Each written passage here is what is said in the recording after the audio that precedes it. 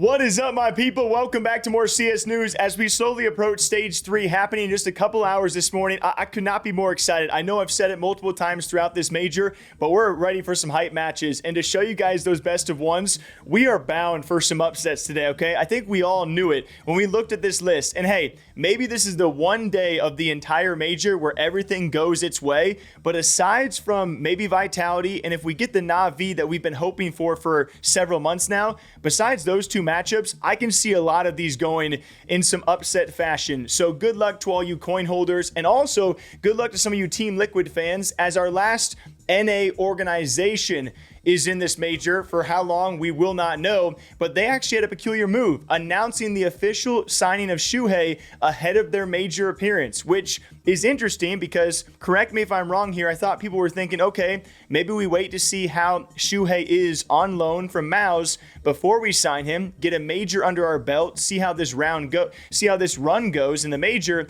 and then we'll make decisions of whether or not Siuhy is the correct fit. They go, no, he is right fit, and we'll see how major go. And Liquid Siuhy is now officially here, which I was surprised by.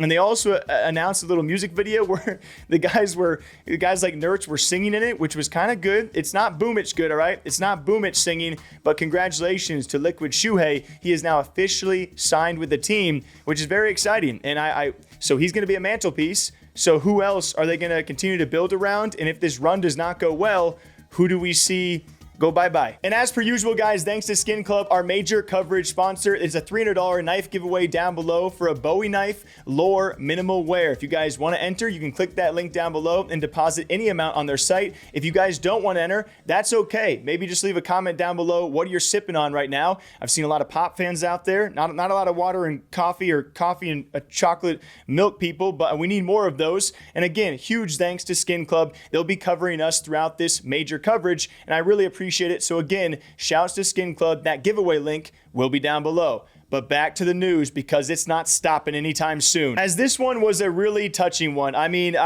there are so many great CS personalities out there, especially as we head into stage 3. I am Apex is going to be talking trash. I have a feeling. He is going to be saying a lot as we progress later on in this tournament, and I cannot wait for it. But some of the best personality we saw throughout this major, you already know it. No, it's not quite G, but it's EmiliaQAQ, who actually shared a really good post, a very sentimental post over on, I think it's over on Douyin. I know is it Huya and Douyin, a couple of Chinese sites. It's like Telegram for Asian countries over there. And he had this message to say for his mom and his dad. And it's the things you don't know about these players that even further attaches you to them. And once you want to see them do well. And again, there's a bit of mistranslation here, but it's a general, broad sense of what he said. On the day I decided to go pro, you cried and begged me not to go pro. He's referring to his mother here. But we no longer have any source of income at home, and we all rely on you. I want to share some of the burden for you. I don't want to be a burden to you. I want to prove to you that I have the ability to support this family so that you and your brother can live a better life.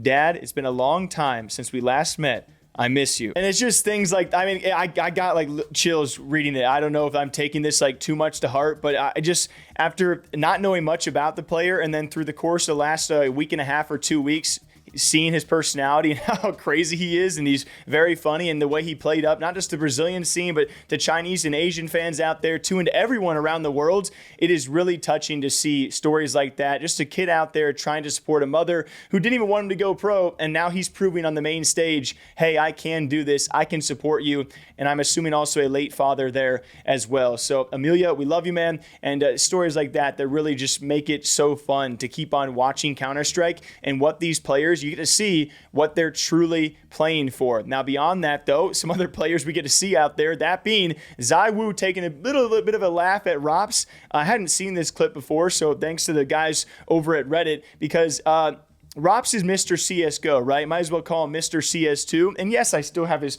guys, you know me. He's freaking Mr. Cool, don't you know? But of course, Mr. CSGO is the guy who measures out everything to a T. And not every player has to play this way. I'm not saying that. But of course, of all the players you would think, the guy who has the lineups, all the mathematics around the game, it is Ropz who is measuring his desk for the perfect setup.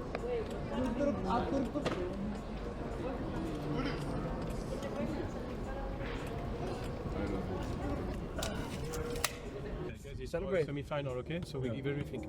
Oh, and then guess what, guys? This might be some breaking news. At the point of me recording, it's not completely breaking, but at the point of me recording and before major stage 3 has began, yeah, it's just Overdrive saying Falcons have confirmed Kyousuke with the roster. He doesn't say who Falcons will be benching or dropping from the lineup.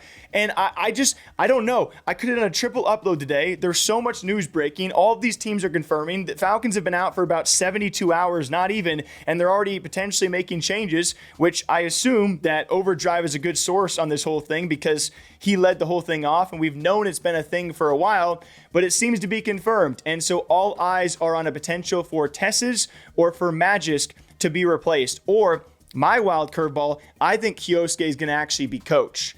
Or Magisk is going to be coach. They're going to drop Zonic. Magisk moves to coach. And then, of course, Tesses will be joined by his new teammate, Kyousuke, because Tesses should not be dropped. What do you guys think? And as if that news was not big enough, well, I guess we'll save that for an official video out there, but a big one from Valve around MRQs. Yes, apparently these regional qualifiers will now be done. Some breaking news from Valve. We do not know many details about this, so don't ask me, okay? I don't know how this is going to break down, but apparently starting next major, yeah, already we're going to be having 32 teams qualified to the major through the Valve ranking system, otherwise known as VRS. And at first I was like, wait a second, what does that mean for all of the regions out there and distribution of these spots? Can Europe hit like a max of like 16 and then it goes down the ranking to the next, like the top 16 European teams, and all of a sudden it goes, do you know what I mean? Like what if there's 24 European teams in the top 32? Do they get 24 spots? That can't be, right? Maybe it is. We don't know those details. And even more so, what does it mean if you can't get VRS points?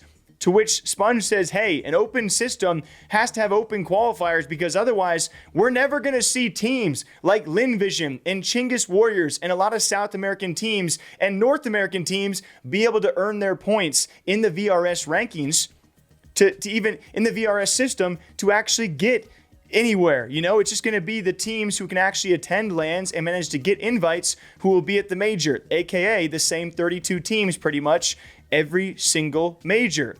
There are some flaws with this system. I do think it could be worked out. We saw Fallen, we saw Shocks, we saw Sponge, we saw Snappy, and a bunch of people give their feedback. I think my biggest concern right now is can they make it work? I do think they can. I don't think in the current format it would. I would love to go back to when this majors system was finalized, this majors stuff was all done, the rankings around that time, what they were, and what teams we would have missed out on. Because I imagine there's a fair number of teams who are now through to stage 3, or at least made it to stage 2, who maybe wouldn't qualify to the major anymore. And maybe I'm wrong about that, but that's what it seems to be. And so Valve has now canceled MRQs. What are y'all thinking about that? You think it's a good thing? I think it has potential, but will have things that need to be fixed. And hopefully Valve is open to player feedback on what can make the VRS system foolproof. Or will it ever be? But until next time, thank you all for watching. I am now preparing myself mentally and physically to go watch Counter-Strike for about the next 12 hours. It's going to be a day 1 madness of best of ones. I will be back here probably tonight for the breakdown and recap.